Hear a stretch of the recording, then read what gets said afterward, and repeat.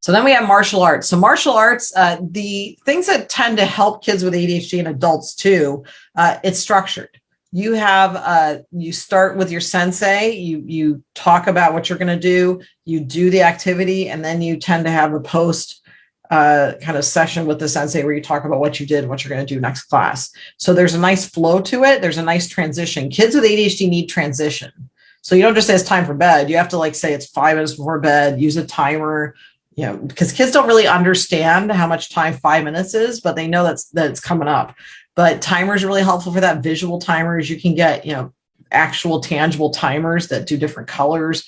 I have one that does red for time's up, amber or yellow for time's approaching to it's about to run out, and then green for you've got time. So so there's all sorts of different timers. There's one that shows red as the time is running down. So so timing and transition is really important for kids with ADHD. So martial arts has that. They tend, and all the different forms of martial arts, there's a part where you have a sensei and then the activity again, the unwind. So kids aren't going right from the car to the activity or just going right from the activity home. They're doing an unwinding. Senseis are usually taught too that you don't criticize in front of the other students. You present it as a positive. So instead of, you know, if a kid's having a hard time keeping their hands at their sides, a sensei would say, let's talk, everybody needs to learn proper karate form, and this is how you do it, you know, instead of pointing out, hey, can you put your hands at your sides, or showing you cannot do it. So also senseis can be a positive role model. There's been studies of resiliency in kids, and kids that have been through traumatic events, whether it's poverty, whether it's hunger, whether it's abuse, the common thread amongst all of them as to whether they became happy, healthy adults across the board was that they had a role model, a positive role model that told them that they had worth. And a sensei can be that for a kid. So there are different styles of martial arts, different movement types. Some also incorporate a form of meditation, like Kung Fu does meditation at the end of the practice. But martial arts overall have been found to reduce symptoms of ADHD and improve executive function in kids and adults. I have worked with several people who have done martial arts. I have one person said that the martial arts that he started doing when he was a kid and he's continued into adulthood, he said that has helped him with self-discipline. And he said also that he is now forming a studio, a dojo for kids with ADHD because he knows how much it helped him. So Taekwondo, another style, is found to improve social skills, classroom behavior, self-regulation, and math test scores. May not be that actually worked on math ability. It may have been that the kids were able to better focus. Also Kung Fu, again, that's where you add a meditation component at the end, was found to improve executive function performance, especially inhibition, getting those seconds to decide whether something's in your best interest or not. Here's all the different styles of martial arts. Again, it's really kind of what works best, what's available. Some studios or dojos have a policy that you don't have to buy the uniform to your kids. The kids kind of earn it through doing the different levels of activities, which is a way that can be more affordable to parents. Also, there's that positive reinforcement of rising up through the ranks. My brother still holds it over me that he's got a higher belt in Ishiru karate than I do. So, and we're in our 40s and he still uses it. So, you know, that's important when you have ADHD. So also there's transition time. Again, information is broken down into smaller manageable pieces. There's different katas you do, and then that's combined into the full range of movement. Again, there's an instructor-student relationship. There's consistency. And there's an emphasis on using karate for defense, never for attack, which is actually decreased some aggression on the playground for some kids.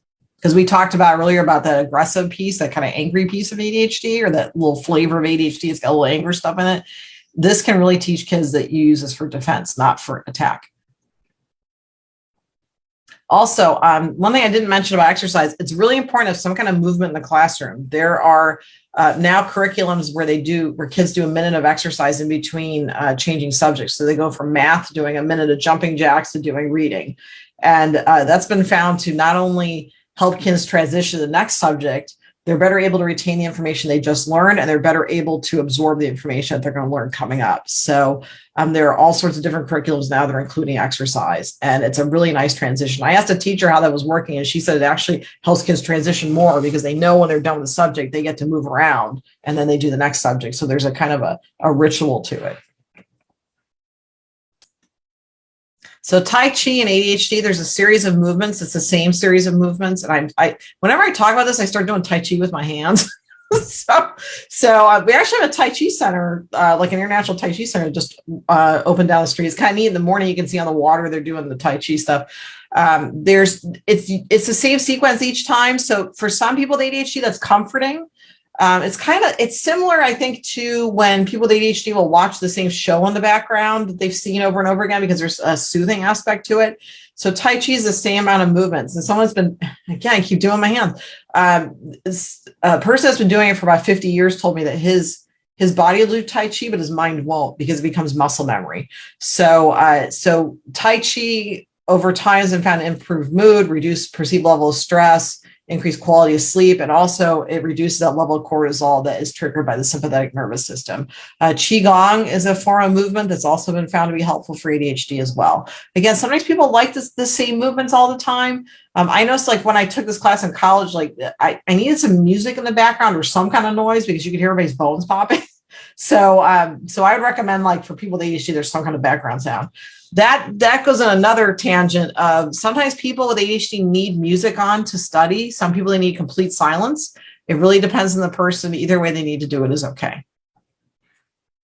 So Tai Chi and ADHD, 13 teenagers. Again, some of the N or number of people in these studies is low, but this is the best study I could find.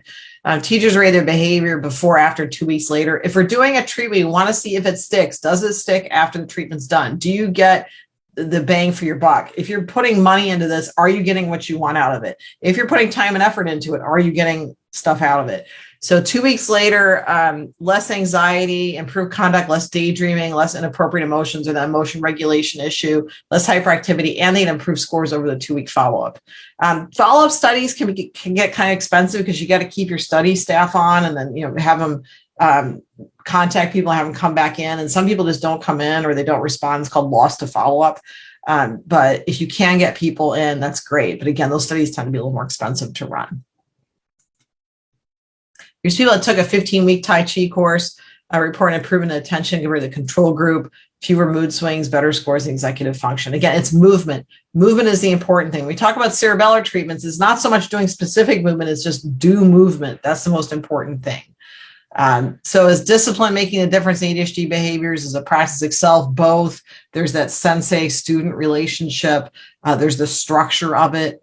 And again, the self-discipline can kind of carry on through life. So again, any form of exercise is helpful, whatever it is. I'm happiest when people move. So, and again, incorporating the classroom can be really helpful. It actually helps kids transition more rather than causes it to get chopped up. So let me look at questions. Let's see. Sleep paralysis is one of the problems related to ADHD. Yeah, sleep